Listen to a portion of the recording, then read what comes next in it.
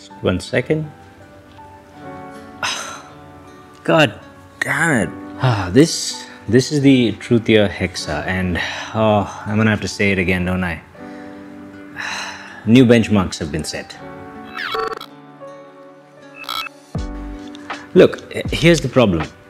If you keep saying good things about every product every week, then you run the risk of being called a shill. But I can't help it. It seems like they just keep coming out with more and more increasingly good IEMs, and at this point we've got the kind of quality that you get for under $100. You used to be able to get only above $300-400 in some respects. Now it's not perfect, but the Truthear Hexa, this is a refined product like I haven't seen before in this price category. Now it comes in a standard box with the usual anime waifu rubbish. Who cares about that? No one, I know. And inside you get the earphones, but you get this beautiful leather carrying case, the softest leather. Maybe it's not real leather, but it's the softest thing. It's gorgeous, and look, when you open it, actually becomes a little leather box. Enough space for an IEM and maybe a little dongle DAC. You also get 3 types of tips there. We'll talk about that in a second because they do make a noticeable difference to the sound signature. And you get the IEMs themselves. Now, the Truthear Hexa does come with a cable. Aha! I found something bad to say about them. Cable does not come with a mic. There you go. That's one reason not to buy the Hexa. No microphone. But really, I mean, it's a nice enough cable. It's a 2-pin connector that goes into the IEM and the IEM. My goodness, would you just look at that?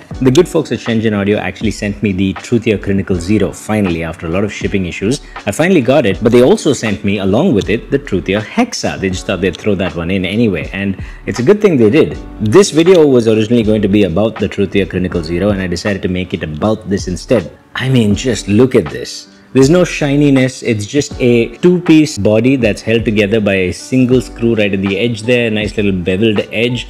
It's got a matte black body with this smoked plastic look on the inside extending all the way up to the nozzle. And okay, here's another little gripe. Remember how I said the Truthear Clinical Zero had a wide nozzle? Well, this one's a bit narrower, but it's still pretty wide at about 6.5 millimeters. And you can't make a device made for human beings that completely ignores ergonomics. A lot of human beings are not going to have ear holes that will accommodate this sort of thing. It's not even like it's one big nozzle, right? It's actually 3 little nozzles inside. There's no way they couldn't have pushed them tighter together and then made the whole nozzle about 1 millimeter less. That would have been so much more ergonomic. Nonetheless, the body itself is pretty small, it's compact, it's light, and it just, everything about it oozes refinement. I love that. But what about the sound? Well, first of all, for $80, you get 3 balanced armatures and a dynamic driver, which is more than you would have got for $400 just a few years back. But really, what it comes down to is an exceedingly clean sound signature.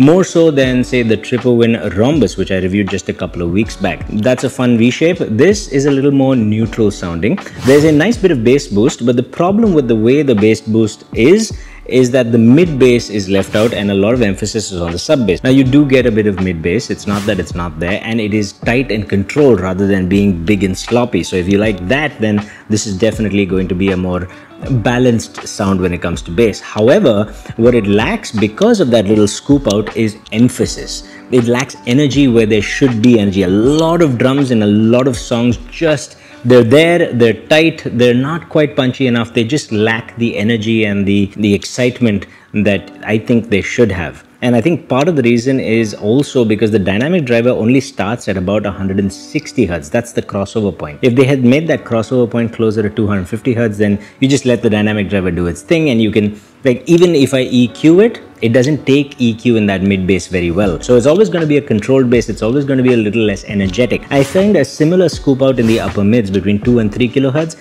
There's a little scoop out there, which also reduces the amount of energy in the vocals a bit. Generally speaking, this is a very clean sound signature without any of the shoutiness you might find in its competitors, like the Moondrop Aria, for example. The Moondrop tuning itself lends to a little bit of shoutiness. This one doesn't. It's smooth, it's really nice. I wouldn't call it relaxed, but it's definitely a clean sound, and that is something I appreciate greatly. There is also a fair bit of detail. Now, some people have compared them with things that are far more expensive in terms of detail and layering. That's not true. If you put on a $200 set or $300 set of good IEMs, then they will out-resolve this for sure. But even in terms of things like layering and imaging is actually quite good. The soundstage is not very wide. It sounds wider than it is because of that clean representation, but it's actually quite in your head. It's It's not bad though. It's not the worst I've heard. It's not the best I've heard. But imaging, the ability to pinpoint where sounds are coming from, that's actually quite decent. Layering, where there's a lot going on in a certain song, or like if you're watching a movie,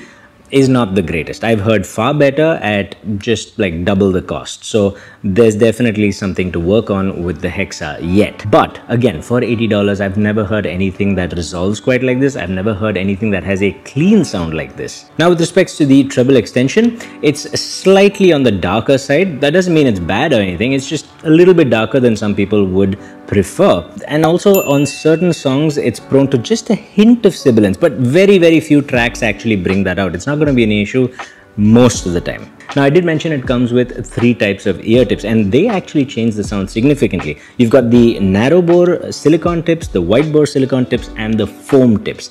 The narrow bore silicone tips are probably my favorite. Now, usually narrow bore means that it should emphasize bass a little apparently, but in this case, it actually reduces the sub bass and the mid bass region just a little bit, just a teeny tiny bit, but that makes it seem clearer. By reducing the emphasis on sub bass, it actually, to my ears, increases the emphasis just a tiny bit to the mid bass, and that actually sounds nice to me. In the upper mids and the highs, yes, there's a little bit of a difference, but it's not a huge difference. The biggest difference comes with the foam tips, where it actually makes the highs a little bit smoother still, and I quite like that, but that comes at the cost of your tight and punchy bass. Bass becomes generally looser, maybe even having slightly less attack and decay. So I really do prefer the narrow bore tips. That's what I recommend with these over the other two. Overall, I have no other complaints. I just think it should be a slightly more energetic presentation. I think a lot of songs just lack excitement. That's the only thing I have against the Truthear Hexa at the end of the day, and also I feel like the mid bass should be handled a little bit better. Other than that,